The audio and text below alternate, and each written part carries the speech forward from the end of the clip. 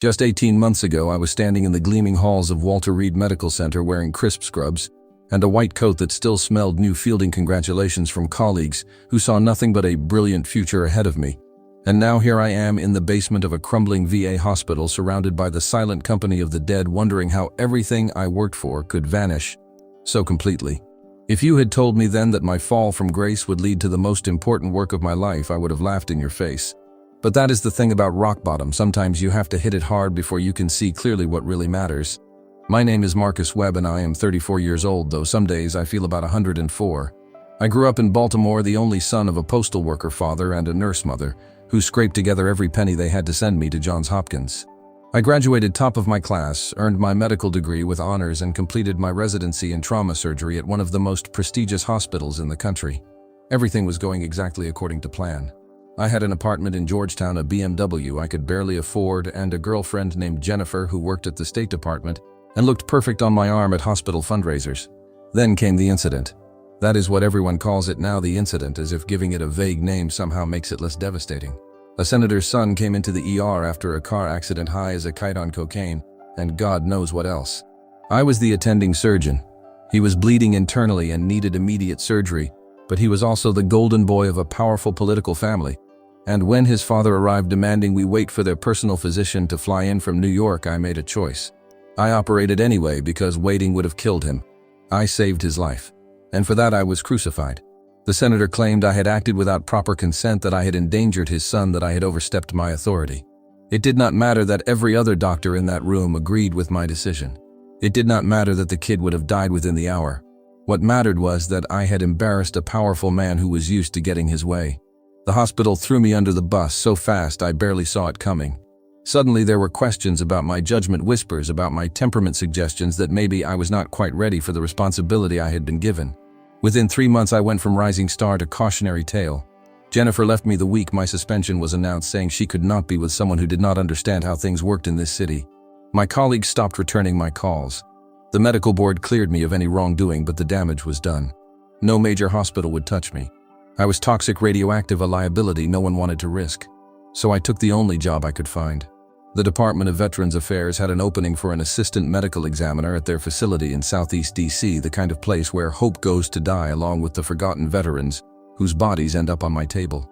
The pay was terrible, the hours were worse, and the building itself was a monument to bureaucratic neglect, with flickering fluorescent lights, crumbling ceiling tiles, and a heating system that seemed to operate on pure spite. My boss was a man named Dr. Eugene Caldwell, who had been working in the morgue for 27 years and had long ago given up any pretense of caring about his job. He was 62 years old, with a beer gut that strained against his stained lab coat and a face that looked like it had been carved from old leather. He spent most of his time in his office doing crossword puzzles and counting down the days until retirement, leaving me to handle the actual work. The morgue itself was in the basement, 2 floors below ground level, accessible only by a freight elevator that groaned and shuddered with every trip. The autopsy suite was a large, cold room with 4 steel tables and walls lined with refrigerated drawers that held the bodies. Most of them were older veterans who had died alone in their apartments or on the street, men and women who had served their country and been rewarded with poverty, addiction, and abandonment. I performed their autopsies, filled out the paperwork, and tried not to think too much about the fact that this was what my brilliant career had come to. My days followed a numbing routine. I would arrive at 7 in the morning, descend into the basement, and spend the next 10 hours in the company of the dead. I took my lunch alone in the small break room, eating sandwiches while reading medical journals, trying to keep my skills sharp, even though I knew I would probably never use them again.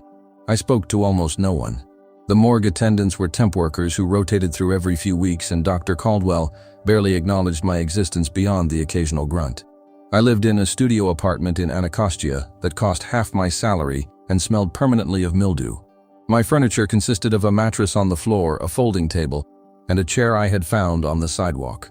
I had sold the BMW to pay my legal fees, and now took the bus to work every day, riding past the Capitol building and the monuments that represented everything this city pretended to be while ignoring everything it actually was. The loneliness was the worst part. I had always been someone who thrived on connection, on the energy of a busy ER and the camaraderie of a surgical team. Now my only companions were corpses and the ghosts of the life I used to have. I started talking to myself just to hear a human voice. I developed a habit of narrating my procedures out loud as if I were teaching invisible medical students. It was pathetic, but it was all I had.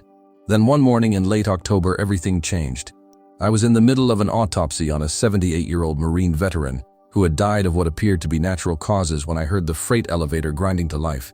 That was unusual. Dr. Caldwell never came down before 10, and we were not expecting any new bodies. I looked up from my work just as the elevator doors opened and 2 people stepped out. They were not the kind of people you usually saw in a VA morgue basement. The first was a woman in her early 40s wearing an immaculate charcoal suit and carrying a leather briefcase that probably cost more than my monthly rent. She had short dark hair, sharp intelligent eyes behind rimless glasses, and the kind of posture that suggested military training. The second was a man slightly older in a navy suit with an American flag pin on his lapel, and the unmistakable bearing of someone who was used to being the most important person in any room. They stopped just outside the autopsy suite, looking through the glass window at me standing there in my blood-stained scrubs with my hands literally inside a dead man's chest cavity. For a moment we just stared at each other. Then the woman pushed open the door and they walked in. I straightened up, pulling my hands free and stripping off my gloves. My mind was racing through possibilities. Had I screwed something up? Was there some investigation I did not know about? Had the senator found a new way to destroy what was left of my career? The woman spoke first. Her voice was crisp and professional, with just a hint of a southern accent that she had clearly worked hard to minimize. "Dr. Marcus Webb? That's me," I said, trying to keep my voice steady. "Can I help you?" She reached into her briefcase and pulled out a leather credentials case, flipping it open to reveal an identification card with the seal of the Department of Defense. "I'm Colonel Sarah Hendricks from the Pentagon. This is Deputy Assistant Secretary James Morrison. We need to speak with you about a matter of national security." I actually laughed. I could not help it. The absurdity of the situation, the idea that anyone from the Pentagon would have any business with me here in this forgotten basement, was just too much. "I think you have the wrong person," I said. "I'm just an assistant ME. I spend my days cutting open dead veterans. National security is a little outside my job description." Morrison stepped forward, and I noticed he had not even glanced at the body on my table. His eyes were locked on mine with an intensity that made me deeply uncomfortable. "We have the right person, Dr. Webb. We've been looking for you for quite some time." "Looking for me?" I echoed. "Why would the Pentagon be looking for me?" Colonel Hendricks closed her credentials case and tucked it back into her briefcase. "Because 6 months ago you performed an autopsy on a veteran named Robert Kaplan. Do you remember him?" The name triggered a vague memory. "We processed so many bodies that they tended to blur together, but Kaplan rang a bell." "Maybe," I said cautiously. "Can you be more specific?" 56 years old, Morrison said. "Former Army Ranger. Died in his apartment in Columbia Heights. Cause of death was listed as heart failure." I nodded slowly. "Yeah, I remember him. Pretty straightforward case. His heart gave out. It happens." "That's what your report said," Colonel Hendricks agreed. "But we have reason to believe your conclusion was incorrect." I felt a flash of defensive anger. "I'm very thorough in my work, Colonel. If I said it was heart failure, then it was heart failure. I don't make mistakes like that." "We're not questioning your competence, Dr. Webb," Morrison said, though his tone suggested otherwise. "We're suggesting you didn't have all the information you needed to make an accurate determination." "What information?" I demanded. The two of them exchanged a look, and I got the distinct impression they were having a silent conversation about how much to tell me. Finally, Colonel Hendricks seemed to make a decision. "Robert Kaplan was not just a former Army Ranger, Dr. Webb. He was part of a highly classified program that operated during the Gulf War. A program that involved experimental medical procedures designed to enhance soldier performance in extreme combat situations." I stared at her. "You're talking about human experimentation." "I'm talking about volunteers who underwent cutting-edge treatments that saved countless lives," Morrison said sharply. "Treatments that unfortunately had some unforeseen long-term side effects." "What kind of side effects?" "The kind that might look like natural heart failure to a pathologist who doesn't know what to look for," Colonel Hendricks said. "We need you to review Kaplan's case, Dr. Webb. We need you to look at the tissue samples you preserved and tell us if you see anything unusual. Anything that might suggest his death was not as natural as it appeared." I should have said no. I should have told them to get out of my morgue and take their classified programs and their unforeseen side effects with them. But I had not felt this alive in months. The prospect of actually using my brain for something more challenging than determining whether cirrhosis or pneumonia killed a homeless vet was intoxicating. "I'll need to see his file," I said. The complete file, not just what I had access to originally. Morrison pulled a thick manila folder from inside his jacket and held it out. "This is everything we can share without requiring you to sign additional security clearances." I took the folder, feeling the weight of it in my hands. "And if I find something, what then?" "Then we'll need you to consult on several other cases," Colonel Hendricks said. Veterans from the same program who have died under similarly mysterious circumstances. We need someone with your skills, someone who can look beyond the obvious and see what's really happening." "Why me?" I asked. "There are plenty of pathologists in this city with better credentials and actual security clearances. Why come all the way down here to find someone the medical establishment has basically thrown away?" For the first time, Colonel Hendricks smiled, and it transformed her entire face, making her look almost human. "Because Dr. Webb, we've read your file too. We know about the senator's son. We know you made the right call and got crucified for it. We know you're someone who puts the truth ahead of politics, and that's exactly the kind of person we need. Someone who can't be bought or intimidated. Someone who has nothing left to lose." She was right about that last part. I had nothing left to lose. My career was already destroyed, my reputation in tatters, my future a bleak landscape of basement morgues and forgotten bodies. What did I have to be afraid of? "Okay," I said. "I'll look at the case. But I need full access to the tissue samples, and I work alone. No observers, no oversight. If you want the truth, you let me find it my way." Morrison looked like he wanted to argue, but Colonel Hendricks put a hand on his arm. "Agreed," she said. "We'll have the samples sent down from storage. How long do you need?" I glanced at the body on my table, the Marine veteran whose autopsy I had been in the middle of. "Give me 48 hours, I said. "I'll have a preliminary report for you by then." They both nodded and turned to leave, but Colonel Hendricks paused at the door. "Dr. Webb? One more thing. This investigation is classified. You don't discuss it with anyone, not your supervisor, not your colleagues, not your friends. As far as anyone else is concerned, you're just doing your regular job." "Understood? Understood?" I said, though I almost laughed again at the idea that I had friends or colleagues to discuss anything with. After they left, I stood there for a long moment holding the folder and trying to process what had just happened. Then I carefully covered the Marine veteran's body and wheeled him back into cold storage.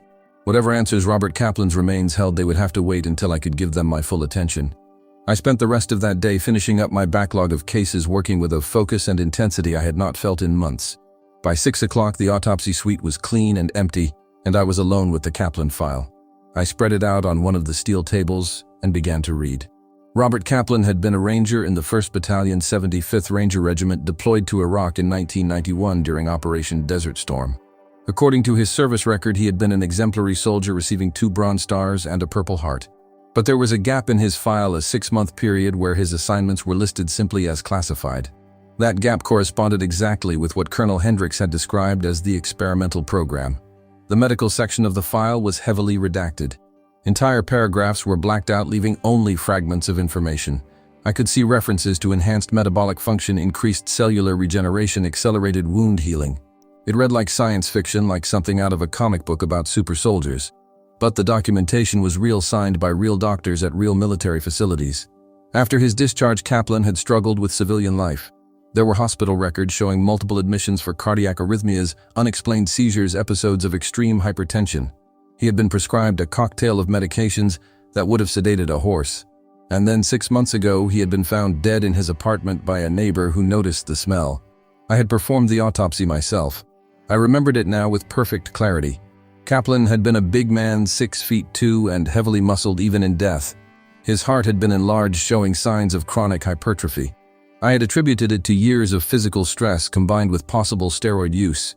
The cause of death had seemed obvious: massive cardiac arrest brought on by acute myocardial infarction. I had filed my report and moved on to the next body. But now, looking at the file with new eyes, I began to see things I had missed.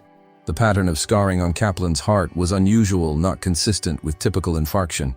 His liver had shown signs of abnormal cellular structure that I had noted but not investigated further. And there had been something odd about his bone marrow, something I had dismissed as a quirk of preservation. I needed to see the tissue samples. I called up to the storage facility on the 3rd floor and requested that all preserved samples from the Kaplan autopsy be sent down immediately. Then I set up my microscope and prepared my slides and waited. The samples arrived an hour later, delivered by a confused-looking storage tech who clearly wondered why anyone would want 6-month-old tissue samples from a closed case. I signed for them and sent him away, then carefully unpacked the containers. Under the microscope, Kaplan's cardiac tissue told a different story than I had originally thought. The muscle fibers were abnormally dense, packed together in a way I had never seen before. The mitochondria, the cellular powerhouses, were enlarged and present in numbers that seemed almost impossible. This was not the heart of a normal human being. This was the heart of something else, something that had been pushed beyond the normal limits of human physiology. I worked through the night examining every sample I had preserved. Kaplan's liver showed signs of accelerated regeneration with new cells growing at a rate that should have been impossible. His bone marrow was producing blood cells at 3 times the normal rate. Even his skin samples showed evidence of enhanced healing capacity. Whatever had been done to Robert Kaplan during those 6 classified months, it had fundamentally altered his biology at the cellular level. He had been turned into something more than human. And then that enhancement had turned on him, destroying his body from the inside out. By dawn, I had filled 3 notebooks with observations and measurements. I had taken dozens of photographs through the microscope documenting everything I found, and I had reached a conclusion that both terrified and exhilarated me. Robert Kaplan had not died of natural causes. He had died because his enhanced biology had finally exceeded the capacity of his organs to sustain it. His heart had literally worked itself to death, pumping blood through a system that was running at superhuman levels. It was murder by medical experimentation, even if the killing had taken 25 years to complete. I called Colonel Hendricks at 7 in the morning using the number she had written on the back of her card. She answered on the second ring, sounding wide awake despite the early hour. "Dr. Webb," she said. "I wasn't expecting to hear from you quite this soon. I've reviewed the Kaplan case," I said. "You were right. This wasn't heart failure, at least not in the conventional sense. Someone did this to him. Someone turned him into something his body couldn't sustain." There was a long pause. "Can you prove it?" "I have tissue samples that show clear evidence of artificial enhancement," I said. "I have cellular structures that don't exist in nature. I have documentation of physiological changes that could only have been induced through direct intervention." "Yes, Colonel, I can prove it. We need to meet," she said. "But not at the hospital. There's a coffee shop on H Street called the Daily Grind. Can you be there in an hour?" "I'll be there," I said. I hung up and looked around the morgue at the steel tables and the refrigerated drawers and the flickering fluorescent lights. Something was happening here, something bigger than a disgraced surgeon trying to salvage his career. I was being offered a chance not just for redemption but for something that actually mattered. A chance to speak for the dead in a way that might actually make a difference. I gathered up my notes and photographs, locked them in my desk drawer, and headed for the elevator. As I rode up toward the surface, toward the light of day, I felt something I had not felt in a very long time. I felt like a doctor again. The Daily Grind was a hipster coffee shop in the revitalized section of H Street, the kind of place with exposed brick walls and baristas who took their craft very seriously. I found Colonel Hendricks sitting at a corner table with her back to the wall, nursing a black coffee and reading something on her tablet. Morrison was not with her. I ordered a large coffee and joined her. She looked up from her tablet and studied me with those sharp, intelligent eyes. "You look like you haven't slept, Dr. Webb." "I haven't," I admitted. "I spent the night with Robert Kaplan's tissue samples." "And what did they tell you?" I pulled out my phone and showed her the photographs I had taken through the microscope. "They told me that someone conducted illegal human experimentation on American soldiers. They told me that whatever was done to these men, it altered their biology in ways that were fundamentally unsustainable. And they told me that Robert Kaplan's death was just the first in what I'm guessing is going to be a long line of similar casualties." Colonel Hendricks studied the images carefully, then set down my phone and leaned back in her chair. "There were 47 men in the program, Dr. Webb. They were all Rangers, all volunteers. All told, they were participating in cutting-edge medical research that would save lives. They were injected with a serum designed to enhance cellular regeneration, increase metabolic efficiency, and improve overall physical performance. It worked better than anyone expected." "How many are still alive?" I asked. 23, she said quietly. "The rest have died over the past 5 years. Heart attacks, strokes, organ failure. All attributed to natural causes or the stress of combat service. But we've started to see a pattern. The deaths are accelerating. 3 in the past 6 months alone. And you want me to prove that these deaths are connected to the program. We want you to find the truth," she said. "Whatever that truth is." The program was shut down in 1992 after it became clear that the long-term effects were unknown and potentially dangerous. But the men who underwent the treatment, they were never told about the risks. They were never monitored or given follow-up care. They were just sent back to their lives and forgotten. "Until they started dying," I said. "Until they started dying," she agreed. "And now we have a problem. If this becomes public, if it comes out that the military conducted illegal human experimentation on its own soldiers, it will be a scandal that makes Abu Ghraib look like a parking ticket. But if we do nothing, if we let these men die without even acknowledging what was done to them, then we're complicit in their murders." I sipped my coffee, thinking about the implications. "What do you need from me?" "We need you to examine the remains of every program participant who has died. We need you to document the evidence of enhancement and establish a clear causative link between the treatment and their deaths. And we need you to do it quietly without alerting anyone to what you're investigating. That's going to be difficult, I said. Some of these men have been dead for years. Their bodies have been cremated or buried. Tissue samples may not exist anymore. We've been exhuming bodies, Colonel Hendricks said. Quietly and with the family's permission, though, we haven't told them why. We have remains in storage waiting for examination. We have tissue samples that were preserved by various medical examiners around the country. We have everything you need, Dr. Webb. The question is whether you're willing to take this on. I thought about my basement morgue and my crumbling apartment and my destroyed career. I thought about Jennifer and the senator and all the people who had abandoned me when I needed them most. And I thought about Robert Kaplan and the 46 other men who had volunteered to serve their country and been rewarded with a death sentence. I'll do it, I said. But I have conditions. Name them. First, I need a proper lab. The morgue at the VA is adequate for routine autopsies, but this kind of work requires better equipment. Second, I need access to all the classified files, not just the redacted versions. I can't do this job with one hand tied behind my back. And third, when this is over, when I've documented everything and proven what happened to these men, I want the truth to come out. I want their families to know what was done to them. Colonel Hendricks was quiet for a long moment. I can give you the lab and the files, she said finally. But I can't promise you the third condition. That decision will be made by people well above my pay grade. The best I can offer is that I'll fight for it. That I'll make sure your findings reach the people who need to see them. It was not enough, but it was all I was going to get. Okay, I said. When do I start? Today, she said. There's a facility in Arlington, a secure medical research lab that's been set aside for this investigation. You'll have full access starting immediately. All the remains and tissue samples are already there waiting for you. We'll provide you with a security clearance and a cover story in case anyone asks what you're working on. What about my job at the VA? You'll take a leave of absence. Medical reasons.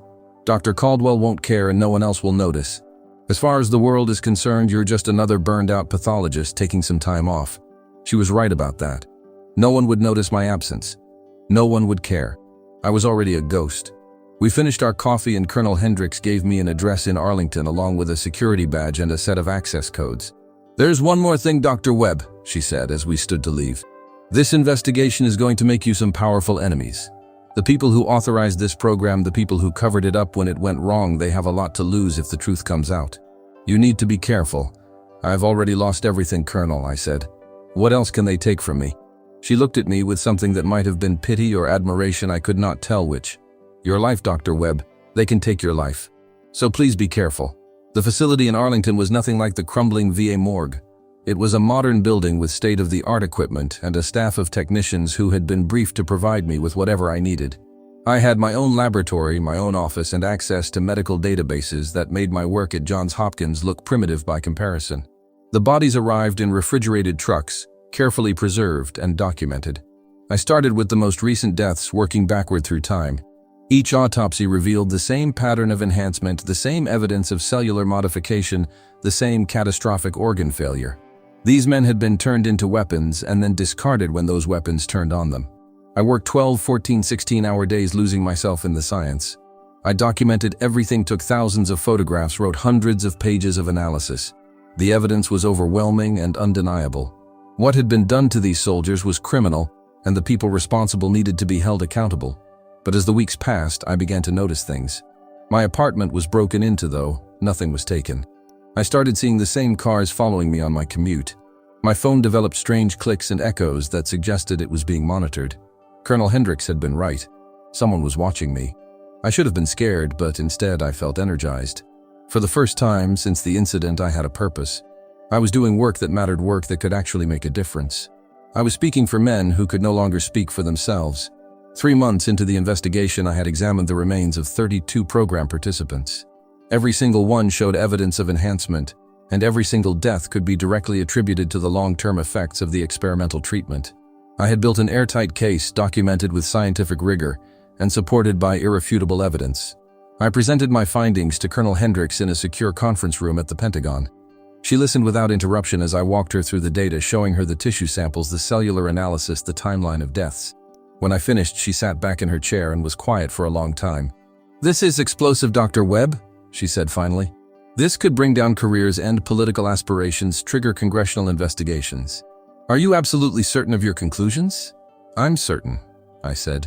"These men were murdered. It took 25 years, but they were murdered just as surely as if someone had put a gun to their heads, and the people responsible need to answer for it. She nodded slowly. I'll take this to the secretary. He'll decide how to proceed. In the meantime, I need you to continue your work. There are still 15 participants whose remains need to be examined. What about the survivors? I asked. The 23 men who are still alive. They're going to die too unless something is done. We're working on that, she said. We've started a medical monitoring program trying to find treatments that might slow the progression. But honestly, Dr. Webb, we're fighting against biology that we don't fully understand. The best we can do is try to give them a few more years. I left the Pentagon feeling both triumphant and hollow. I had done what they asked me to do. I had found the truth. But I had no idea if that truth would ever see the light of day or if it would just be buried along with the men who had died because of it. 2 days later, Colonel Hendricks called me at 3 in the morning. Her voice was tight with urgency. Dr. Webb, you need to get out of your apartment right now. Don't pack, don't take anything, just get out and call me from a secure location. What's happening? I demanded, already pulling on my clothes. Someone leaked word of your investigation, she said. We don't know who, but there are people coming for you. People who want to make sure your findings never go public. You need to disappear, Dr. Webb. Now. I grabbed my laptop with all my research backed up on an encrypted drive and ran. I made it out of my building just as a black SUV pulled up to the curb. I ducked into an alley and kept running, not stopping until I was 6 blocks away. I called Colonel Hendricks from a payphone because yes, they still exist in some parts of DC. What do I do? I asked, trying to catch my breath. There's a safe house in Bethesda, she said, and rattled off an address. Get there and wait for me. Don't contact anyone, don't use your credit cards, don't do anything that could be traced. I'll meet you there in 2 hours.